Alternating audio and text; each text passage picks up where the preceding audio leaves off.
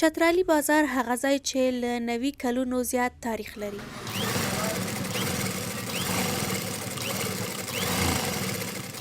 د دې بازار د کاریګرانو هنرمند ګوتې خلکو ته ښکلي پوشاکونه، پکولونه، واسکټونه او چوغې جوړوي.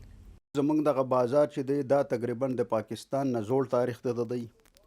دلته کې د پاکستان د جوړېدو نه مخکې زمونږ مشران دلته رالل. هغه ټیم دغه بازار به دلته خلکو به ورته ټټي بازار به وي.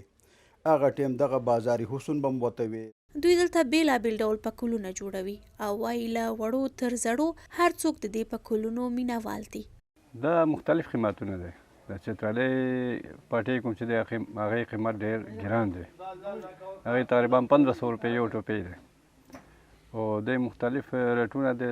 څه په زر کې خرڅوو، څه په 1500 کې خرڅوو.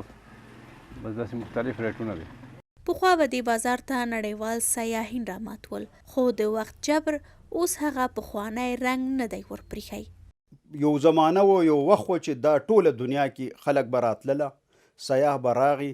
دلته کې هر دکاندار به څه نه څه سودا به وکړو، د یورپ نه، د یو ځای نه، د بل ځای نه. هغه بیا چې کله دهشتګردي د ناسور زموږ ملک ته راغی نو هغه شی زموږ بهر نه خلک راتلل ډېر کم شو. د دې بازار ډیر مال به پخوا افغانستان ته تله، خو اوس د مرزي ستونزو له امله د دې بازار په کاروبار منفي اثر شوی. مونږ خو دا غواړو چې د کاروباري لین دین چې کوم دی خپل ګوند هیواد کې چې کوم ملکونه ده د هغې ټولو سره، خالي افغانستان نه، ټولو ملکونو سره که چا سره لانجې په خپل ځای پرېږدي. مونږ د خپل ګورنمنټ ته دا درخواست کوو چې کاروبار هر ګاونډي مونږ سره تاسو دغه کوي، استوار کوي چې هغه دپاره هغه زمونږ خالي تاجر نه، زمونږ ملک ته هم هغه د ریونیو راشي، زمونږ ملک هم چې دی هغه باندې اسټبلش شي.